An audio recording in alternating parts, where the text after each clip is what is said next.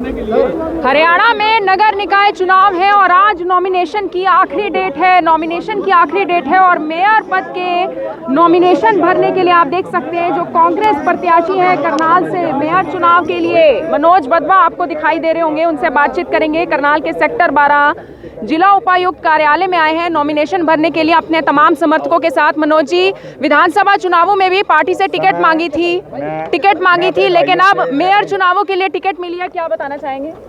बहुत कुछ बताना है। मैं अपनी बहनों से, अपने मीडिया के भाइयों से ये निवेदन करता हूँ कि मेरे को 5 मिनट का टाइम दे दो। मैं नॉमिनेशन भर रहा हूँ क्योंकि हो सकता है वहाँ पे मेरे को खड़ा करके रखेंगे। एक बार बता दीजिए सर। विधानसभा चुनाव में भी सर टिकट मांगी थी आपने पार्टी से, विधानसभा चलो ऐसे है, देखो पार्टी तो टिकट तो एक को मिलती है। पार्टी ने जिसको योग्य समझा था उस समय टिकट दी।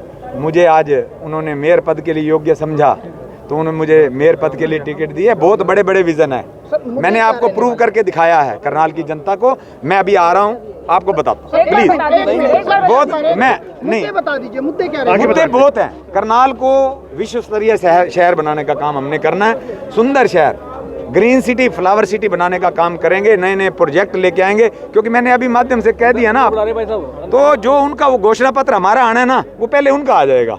मनोज जी, पिछले चुनावों में दूसरे नंबर पर आए थे, इस बार भी पूर्व मेयर रेणुबाला गुप्ता और तमाम करनाल वासियों की समस्याएं उठाने में बहुत मजबूती मिलेगी और भारी बहुमत से कांग्रेस पार्टी इस चुनाव को जीतेगी। एकजुट होकर चुनाव लड़ेंगे। सब एकजुट है, कांग्रेस का परिवार एक है, सब एकजुट होकर के पूरी ताकत से इस चुनाव को जीतेंगे। लेकिन सर जो विधानसभा का चुनाव जिन्होंने लड़ा था सुनीता सिंह, वो दिखाई नहीं दे रहे। सब हैं अभी दफ्तर के ऊपर बैठक है, सब आएंगे।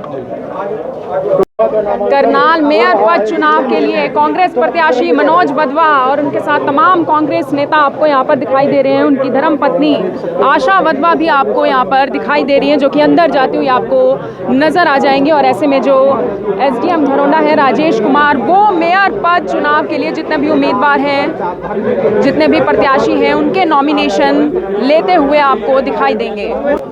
पार्षद हमने उतार दिए हैं, मात्र 4 पार्षद, क्योंकि हमने बीजेपी को हराना है, इसलिए 4 पार्षद जो हैं हमने, जो हमारी कांग्रेस विचारधारा के हमारे भाई हैं, उनको हमने 4 वार्डों में उनको समर्थन देने का काम किया। मनोज जी, पिछले चुनावों में आप दूसरे नंबर पर रहे थे, इस बार भी सामने जो टक्कर दे रही हैं वो रेणुबाला गुप्ता ही हैं, क्या बताना चाहेंगे? क्या रणनीति रहने वाली है इस बार? इस बार कहते हैं कि काठ की हांडी बार बार नहीं चढ़ा करती।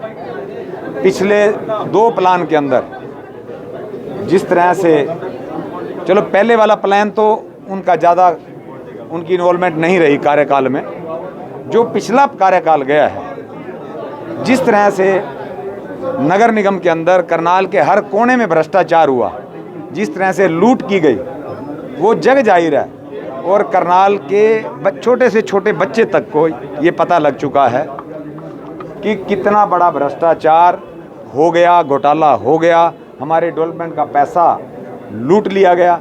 इस बार करनाल का हर जन ये चाहता है कि बदलाव हो, हमारे शहर का विकास हो, हमारा शहर विश्व स्तरीय शहर बने, इसलिए बदलाव करनाल की जनता करके रहे। वधवा जी कांग्रेस प्रत्याशी है लेकिन कोई प्रोटोकॉल नहीं है यहाँ पे। वधवा जी कांग्रेस प्रत्याशी है लेकिन कांग्रेस के बारे में एक बात तो हरियाणा में ये कही जाती है कि एकता की कमी हमेशा देखी जाती है। बिल्कुल एकजुट कांग्रेस होके लड़ने जा रही है ये वाला चुनाव, और हम मेयर पद के साथ साथ 20 के 20 पार्षद जितवाने का काम करेंगे। करनाल की जो लोकल सरकार है वो करनाल के लोगों की सरकार होगी, उनके हित में काम करने का काम करेंगे। अभी आपने देखा कि हमारे को यहाँ पे रोका गया, अभी आपके सामने बीजेपी के गए हैं, उनके कितने लोग गए हैं अंदर, उनके लिए कोई प्रोटोकॉल नहीं है, विपक्षियों के लिए प्रोटोकॉल। आपके कितने मेंबर अलाउ किए गए? हमारे तो 4-5 मेंबर अलाउ किए गए थे। अभी इनके कम से कम 10-12 लोग गए अंदर जाके कैमरे में देखे। प्रशासन कार्य कर रहे हैं।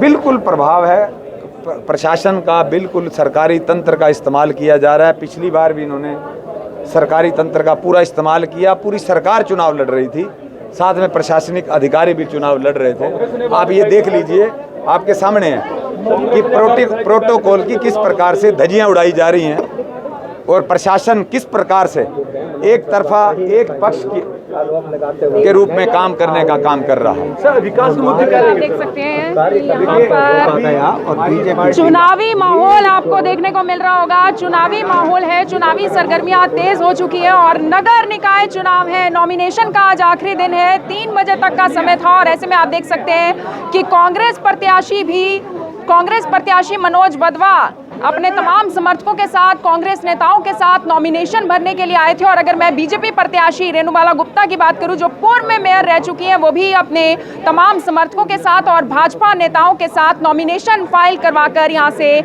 रवाना होते हुए आपको दिखाई दे रहे हैं। मेरी आप सभी लोगों से अपील, इस वीडियो को दूसरों तक जरूर पहुंचाएं। नॉमिनेशन फाइल करने का आज आखिरी दिन और ऐसे में आप करनाल के सेक्टर 12 जिला उपायुक्त कार्यालय से आप ये लाइव तस्वीरें देख रहे हैं, जहां पर तमाम भाजपा और कांग्रेस के समर्थक पहुंचे थे और जो दोनों ही प्रत्याशी हैं वो अपना नॉमिनेशन फाइल करके अब यहां से जाते हुए नजर आ रहे हैं। और काफी ज्यादा भीड़ आपको नीचे भी तमाम समर्थकों की दिखाई दे रही होगी, तमाम समर्थकों की भीड़ नीचे जुटी हुई आपको दिखाई दे रही होगी। आप सभी लोगों का धन्यवाद।